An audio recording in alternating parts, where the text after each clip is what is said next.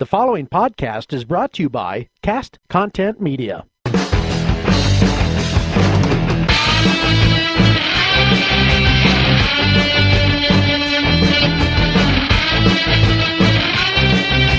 Hey guys, it's Ron Worley, your most imperfect host of Sons of Ditches. People are liars, thieves, addicts, and assholes. Some people change, and a few make a difference. But everyone has a story. Welcome to another episode of Sons of Ditches. We got a very special week this week. We have on Nathan Stucks. Nathan brings a unique perspective to his speaking engagements after a decade of professional experiences, some of them worse than others. Ha ha ha.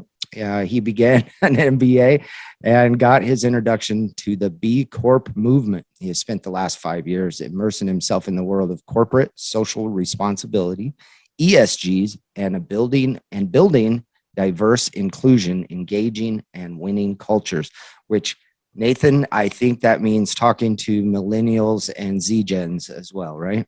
Welcome. Cool. A lot of that. No, thanks for having me. Excited to be here.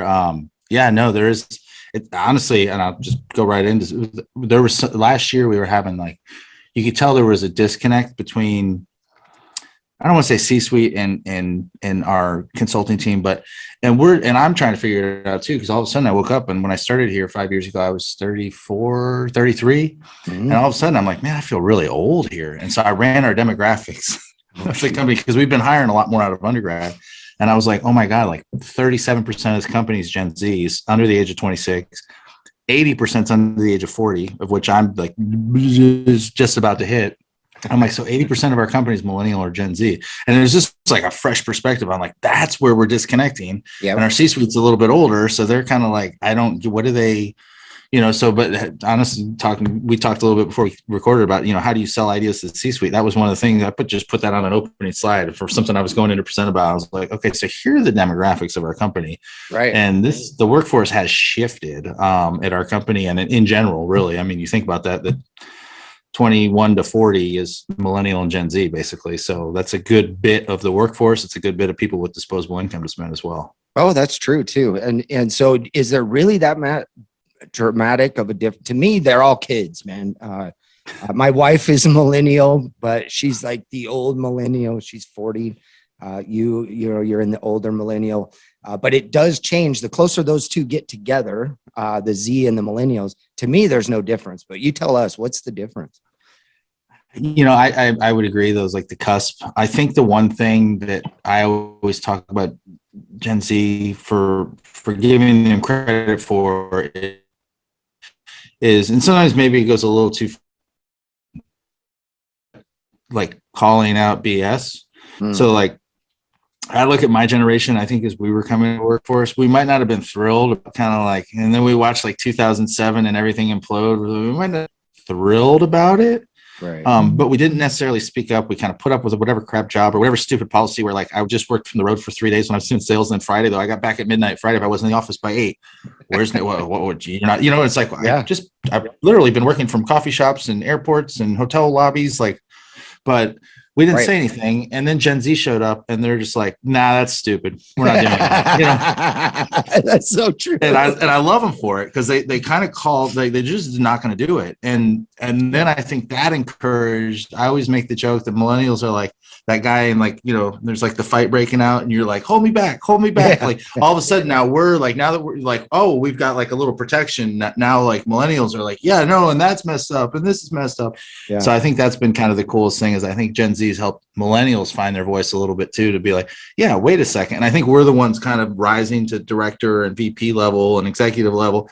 Yep. So now that we have a little bit of power too, we're like, yeah, that's right, that is messed up. So I give Gen Z a lot of credit for kind of no filter. Right.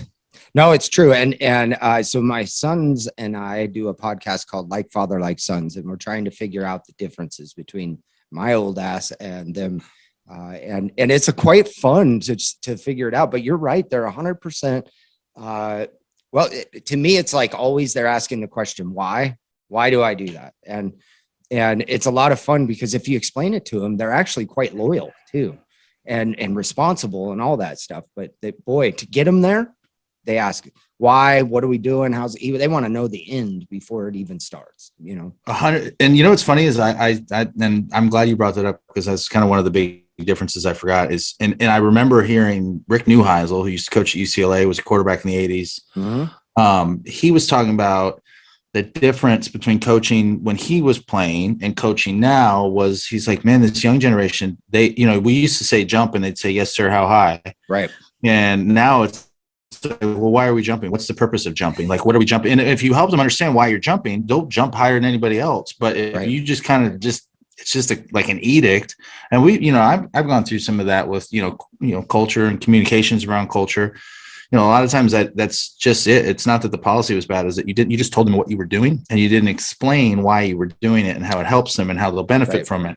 And then, so really, I think a lot of times when it comes back to the sales thing, and, where a lot of everything you do in life is selling. I think that's just the one thing, is we're starting to learn, think like your customer. We're starting to learn what makes Gen Z tick and how we sell things to them, and not necessarily from a consumerism standpoint, just from an everyday work culture kind of viewpoint. Absolutely. And really, once they're, like you said, once they're on board, they're really good at their jobs, and they can help you 100%, which we just grew up from the baby boomers, or I did. And that's how we were raised. Do what you're told, and don't, kids are seen, not heard, that whole thing. And it's all, and rub some dirt on it. You'll be fine. Rub some dirt. Right. Which is amazing, because my generation raised Z gens, and how in the hell we made these, pardon my French, these pussies. I don't know how that happened, man. But my kids have never thrown a fist in their lives. Never, ever even put their knuckles up to anybody, which is amazing to me. It just blows my mind, because I fought everybody, Oh yeah. No, I grew up, my dad's from Bay City, Michigan, and grew up playing hockey. Yeah. My mom, originally from Germany, but ended up in Michigan. So yeah, my dad, and they'll tell stories of being in high school and like putting the cherry bomb in the church mailbox, and that one time, and we just, the state championship game, we just fought the whole game, and you're like, what, like, you're just like, what kind of lawless land was the 60s? Oh my God. So yeah, and it's just some of that stuff and it's just like, and part of me wishes, I got into reffing hockey. Part of me wishes I had played, because I've always had that streak where I'll snap a little bit, I tend to be the great compromiser. So I avoid kind of confrontation, but it's more because I'm trying to bring everybody together. It's in my, it also leads to bottling things up a lot of times. So you find yourself just erupting when you could have just, but it's kind of the fun part of life too, is learning some of those lessons along the way of like recognizing when you're bottling something up. You're like, yeah, I'm just going to address this now. Right. Because I don't need to have a Vesuvius moment. End up like going to jail or something. Right. Have you ever been to jail? No. Oh, okay. Damn. Never. No. I mean, honestly, I lived in Vegas for 5 years, so at some point I probably should have, but hookers and blow, man. Dude, it's like, I'm an advisor from my old fraternity, and I always tell them, like, I said, my biggest part of my job as your advisor is you graduate, you land a job, something, open my network, open the fraternity network, that you graduate and that you don't get arrested in the meantime. Like those are, and so like, I'll tell them, like, when they're going, especially when they're underage and they go to some big formal weekend in New Orleans, I'm like, just remember, it ain't Athens, Georgia. Like, right. Like they're not going to buy your little, ID with a hole punch through the expiration date. Like they're going to arrest you. Like, like trying to like help them, like, here's how you don't make bad decisions in life. And that's probably what's kept me out of jails. At least I was usually always smart enough to like not get behind the wheel, or, just to like, just, get a taxi, get a room, just, try to do the smart thing, even when you're, messing up in your 20s. Yeah. Well, there's still room within boundaries. And I think you just touched on a little bit of something, and I'll tell you through my main gig for the last 25 years, I've been a bail bondsman, and I noticed that the DUI rate has gone so far down. Our generations, since my generation, they don't get behind the wheel. We've got Uber now. They got friends that take them. They're very responsible when it comes to drinking and driving. Whereas, my generation, everybody just drank and drove. That's just what we did. We didn't even think about it. Didn't at all. Even I think I remember in high school, my sister got pulled over after like 2 drinks, and they called my parents. My parents said that they both went, and so one of them could drive the car home, but they didn't arrest nothing. They, but you think about it, like back in the day, that's what used to happen. Like, Yeah. my uncle parked the car in the ditch outside of the house when he was in high school, like just missed the driveway. And they all laugh about it. Like, oh yeah, remember that time Dave? Oh, he was tanked, and you're like, what? And now it's like people will laugh at me because it's like last week there was a work, not I mean, we're a contributing sponsor of this thing, but it was a big year wrap fundraising thing for one of the breweries, and they have a nonprofit fund.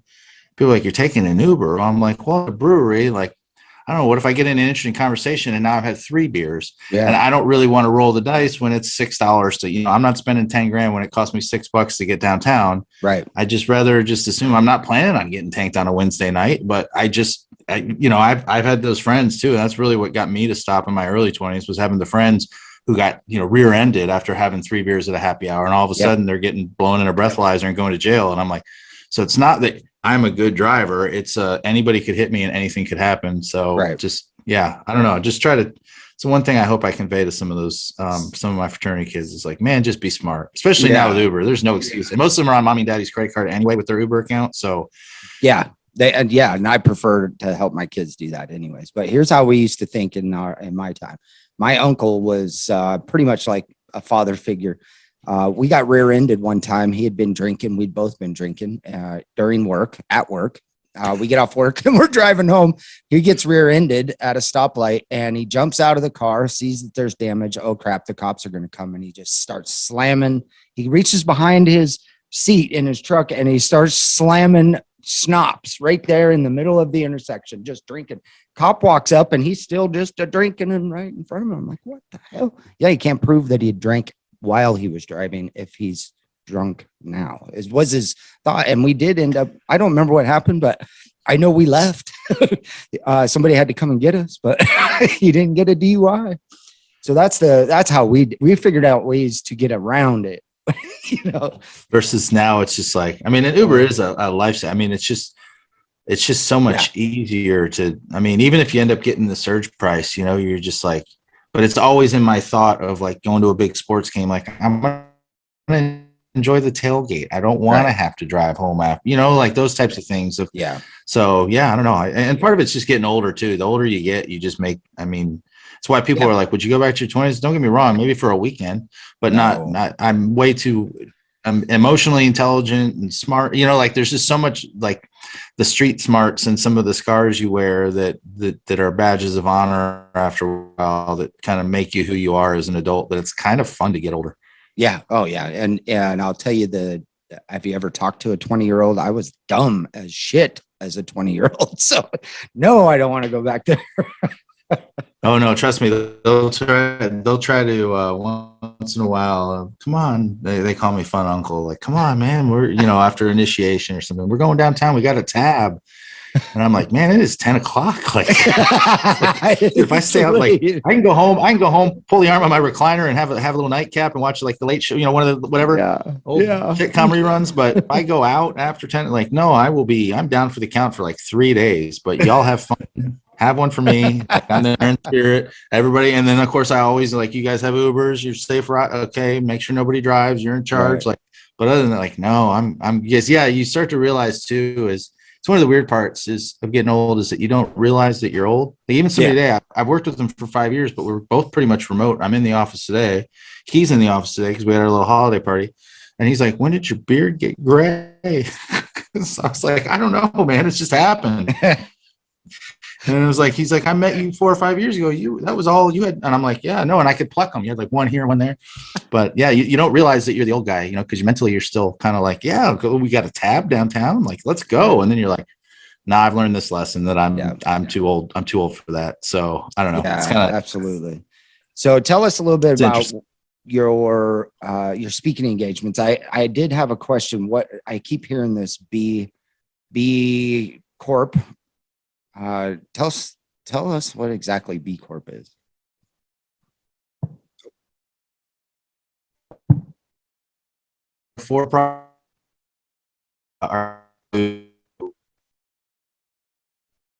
Right way. So it's basically purpose and profit. So it's not that we're anti making money at all. It's just that, can we make money and treat our employees well? Can we, be transparent and candid with, how we communicate things internally, externally?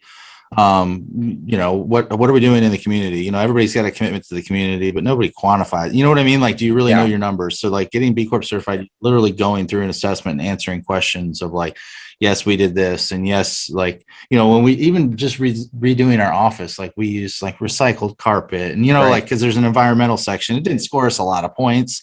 But it's just kind of like, I don't know, we had like the old paper towel dispensers in these bathrooms when we took this office over. You get like the clump of paper towel, you get like 30 and you just kind of like, and throw the rest in the trash.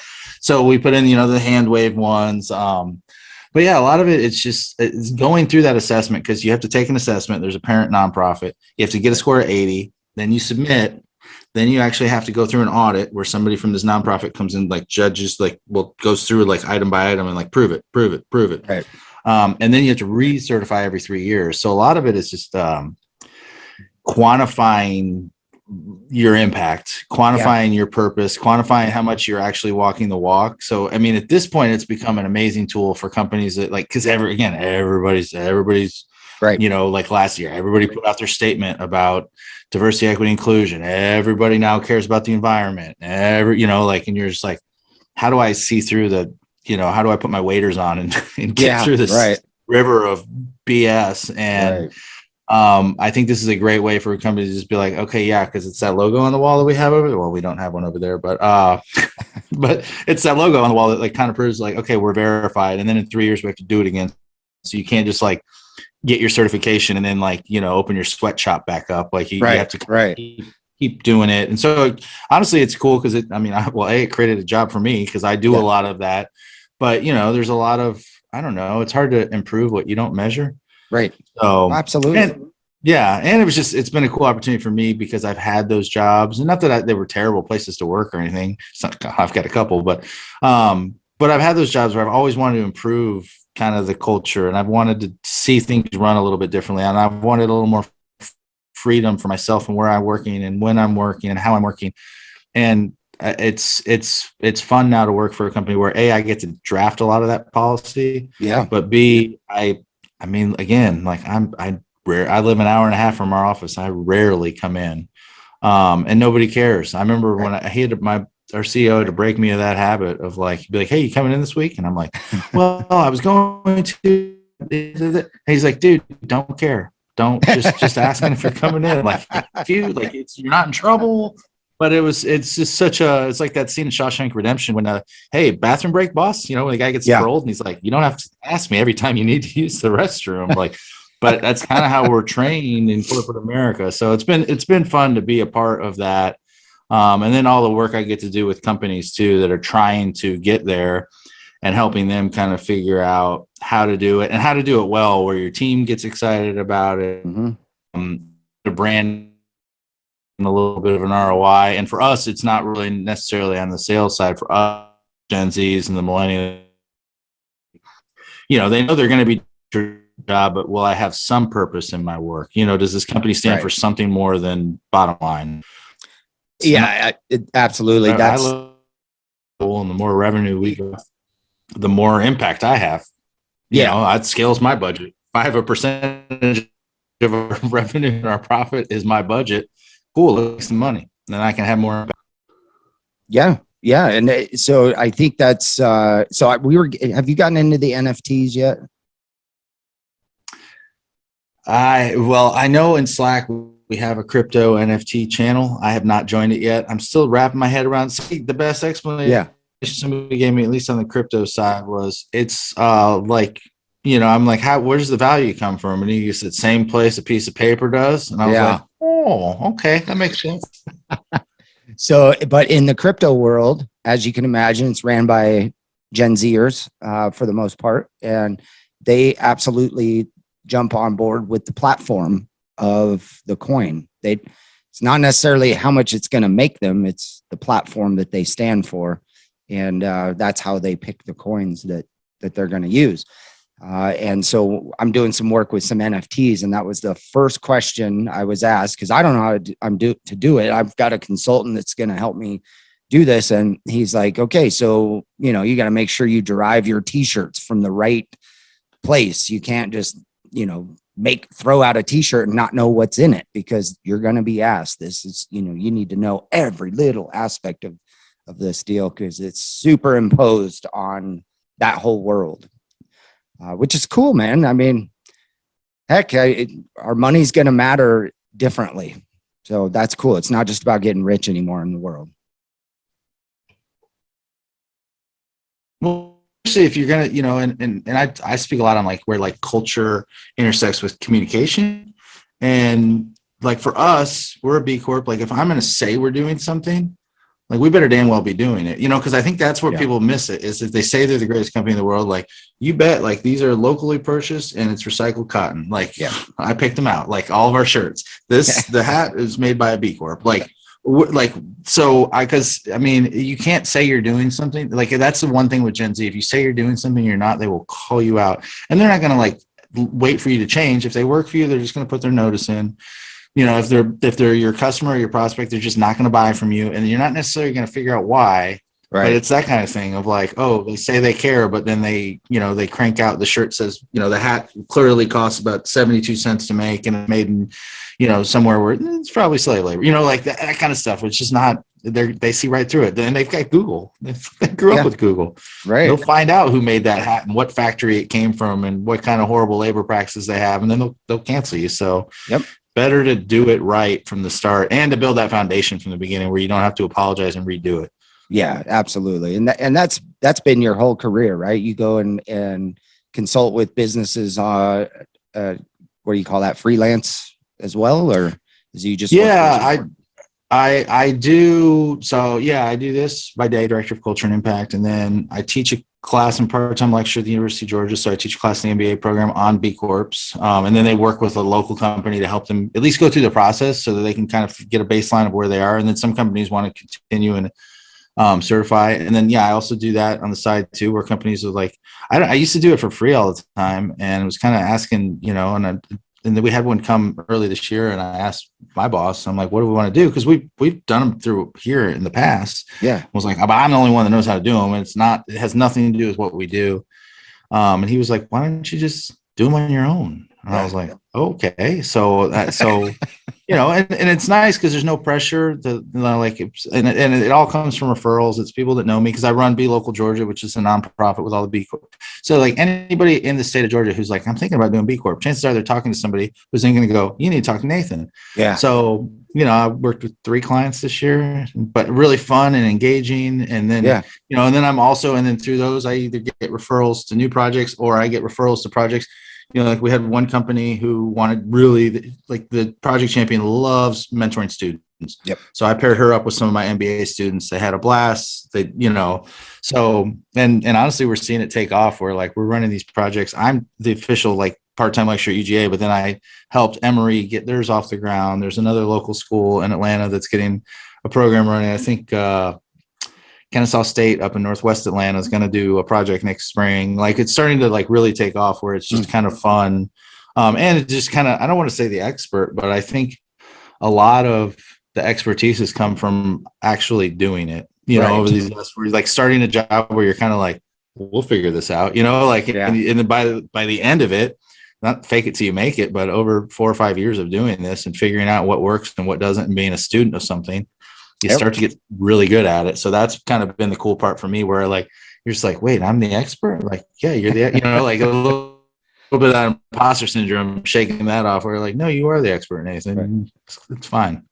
That's funny. You said the imposter syndrome. I heard that for the first time last night. And it's a thing where people actually feel like they're imposters. And I just thought that's how the world went round. I don't even feel like I'm for reals. I mean, you know, but then they called it out and I'm like, oh yeah, that's how I feel.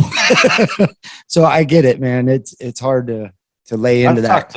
Even our executives have told me that. Like, there's still times where like I get introduced as the CFO of Victoria, and he's like, who? Wait. That's me. Like, but yeah, no, I think there's, and I think it's a valuable lesson for everybody to learn, though, that everybody kind of still feels that way, that there's that little, and I'm sure there's some narcissistic people out there who have zero of this, but right. a little bit. And again, it goes back to that like emotional intelligence that you develop and the scars that you build and the calluses that, like, I don't know, over time, it's kind of fun to embrace it. And, but I think it's also very important. I find that I talk about it a lot, but I think that's just so people know that, like, it's real. And I'm almost 40, and I still sometimes I'm like, why did somebody invite me to be on this panel, or why am I emceeing this event? But then afterwards, everybody's like, "Oh, great job!" And you're like, "Who?" Like, who, me? Even sometimes I'll finish doing podcasts, and I'm like, I hope I didn't just ramble for an hour. I hope there's some good, and they're like, there's some great content in there. And you're like, oh, cool. Well, and before we jump topics here, tell us how a company would get a hold of you to hire your consulting service in the B Corp stuff. Yeah, honestly, LinkedIn's probably the best bet. I mean, I have an email, but it's really long, and LinkedIn's really easy. It's just Nathan A. Duck.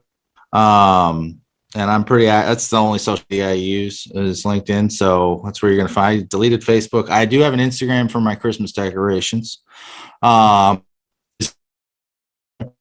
Christmas, but yeah, LinkedIn / Nathan A. Stuck is the best way to reach out and get in touch and kind of figure out, maybe it's a student group. I know everybody in the country at all these, pretty much every university that's running these programs. I know consultants. I know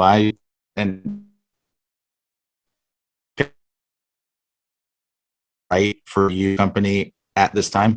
Yeah, always happy to talk about that. Okay. Good deal. All right. So now it's time for the dictionary word of the day. And I always ask my guests to use this word in a sentence before you know what the definition is, and then we'll see how close you were. So the word is neurodiversity. Neurodiversity. I think this one's going to be pretty easy for you. I think so. I've got an inkling of where we're going, but we'll see. All right. So use it in a sentence. And you have to include the word apple. What? I think I can make this happen. You want me to just do this in the running conversation? Yep. No, just do it right now. Give us a sentence, and then I'll explain the definition. Let's see. This is why it's fun, man.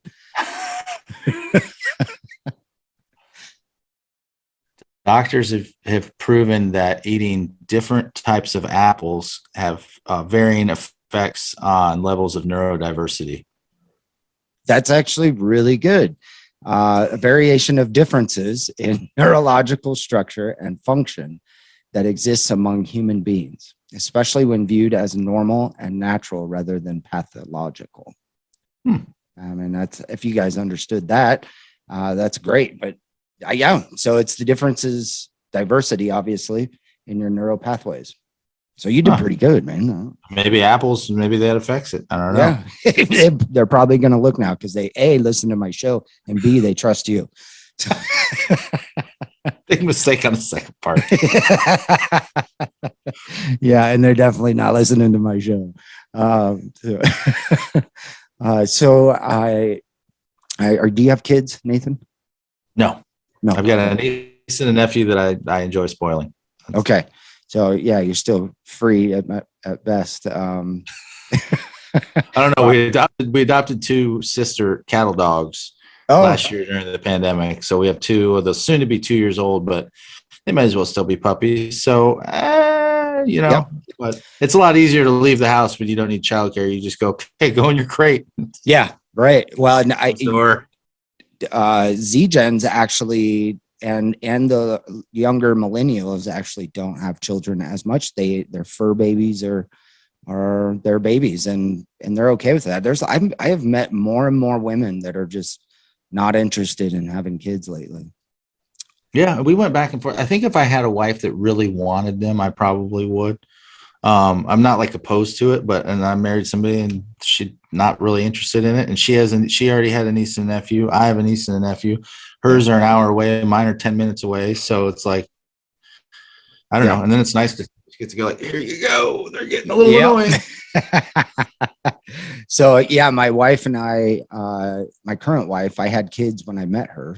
I had 3 kids, and I'm 9 years older than her. So by the time she was done doing the career and wanting kids, I was already into my 40s, and I just couldn't do it. So we had that big long talk and a lot of tears and stuff. But ultimately, we decided, hey, why mess around for 18 more years? Let's just get to that retirement gig and work hard until we get there. So that's what, I think there's a little bit more responsibility to having kids these days than my parents, myself, so good on you. And I think the Z gens are so worried about overpopulating too. I don't know. You tell me. Yeah. I mean, well, it's funny because you remember the movie Idiocracy too, where I feel like, yeah, that'll play out in real time. Cause then I feel like it's like, I know, yeah, I mean, some of our younger employees want kids, but yeah, I'm afraid that there's like, cause to us, it's also a very practical decision where it's like, we can retire better. We can travel, we don't have to go to like Disney World or, we can go to, we're like sitting there the other day when the Delta flash sale came out, the email, and we're like, okay, where are we going? First class, only 128,000 miles. Like, we want to go to Paris. We want to, of course, then we started Googling COVID restrictions, Dublin, COVID restrictions. Well, no, like, everything's shutting back down. Like, no, we're good. Then I'm not wasting my miles. But yeah, I think you make those decisions where it becomes a practical decision. But I mean, luckily, at least living close enough to niece and nephew, it was funny. I had a really nice trip to with Harris Cherokee. It's one of a Caesar's property. It's 3 hours north. Cherokee, it's beautiful, up in the mountains in North Carolina, and I had a once in a lifetime trip. I should never go to a casino ever again. I got my picture with the giant check. And man, my dad was driving us home that Monday because we were there Saturday, Sunday. Nice little father-son trip. And he's driving home and he goes, "What are you doing?" I'm just on like Amazon. I'm just ordering and my sister had sent me their list. And basically like, now we're like trying to figure out like what's going to be from Santa. Like, they're getting too much. Like, what are we holding back for birthdays? Cause I just was like, order everything. Let's just do this. Like, I don't know. Like, I mean, don't get me wrong. Some of it went into savings, but I'm like, kind of one of those where you're like, hey, when good fortune hits, you pay it forward. So heck yeah. Anytime I have a good trip to a casino, there's usually some very happy, like I'll get emails I have a friend that runs a charity in Raleigh, and she's like, "Did you donate again?" And I'm like, "Yeah, another good trip." Like, she's like, "Cool, well, good luck. Let me know when you're going." I was like, "You'll find out." So that's hilarious. You got an audience every time you go. It's that people pleaser where I just like putting, I don't know, I like making people smile. Life's short, life's hard. Why not enjoy when you can and help other people enjoy it when maybe they aren't. I love it, man.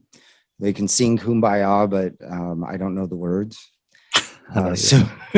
So let's do our final game for the show. Everybody loves this one. Brewster's Billions. I explained it to you before, but for anybody new listening out there, you get $1 billion. You have to spend it in 30 days, and you're not allowed to have assets or extra cash. What do you do?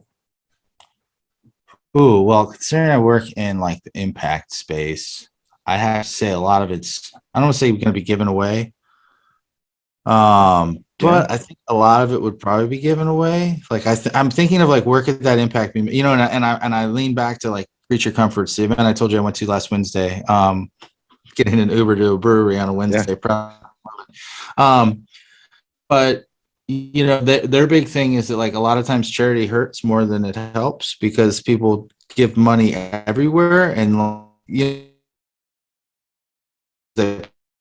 could, and then some spreading that money out to a million different charities, all kind of trying to do the same thing, has no impact. Right. So their whole premise for this fund has been around how do you figure out what the biggest needs are and who's serving them the best, and then direct the money there. So basically you give this brewery, this fund, your donation, and then they're doing all the analytics to figure out where it should go. So I would probably take a very similar approach. And like, honestly, I don't know. I've lived in Athens, Georgia longer than I've lived anywhere. So I'd probably, I mean, I can't own anything at the end of this. I have $1 billion. Like, man, I don't know. I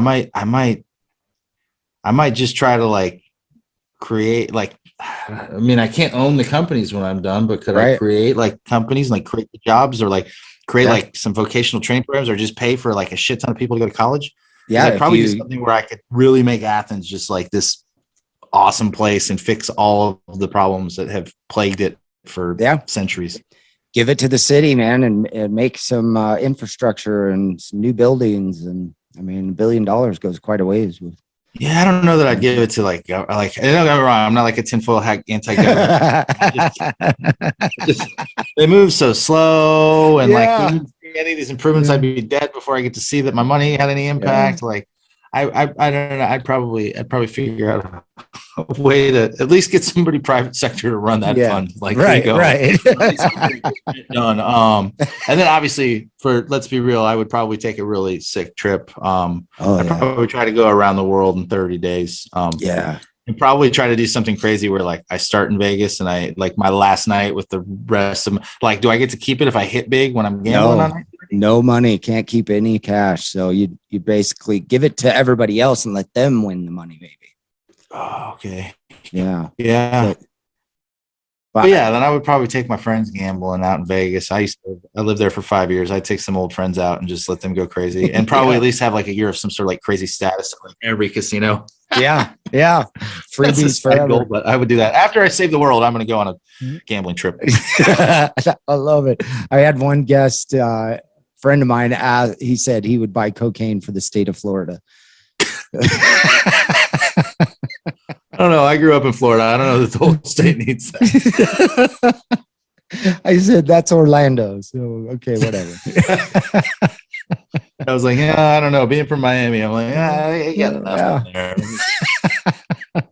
Well, Nathan, I appreciate you coming on, man. It's been a pleasure. It's been a lot of fun. And thank you for sharing your story. Everybody out there, catch Nathan Stuck at LinkedIn, on LinkedIn. And get them into your place, man. This B Corp thing it's a wave of the future. It's happening. It's going to be there. You might as well get ahead of it. And when you're starting your new companies out there, guys, think about it. It's going to keep you from getting business if you don't. All right, guys, next week.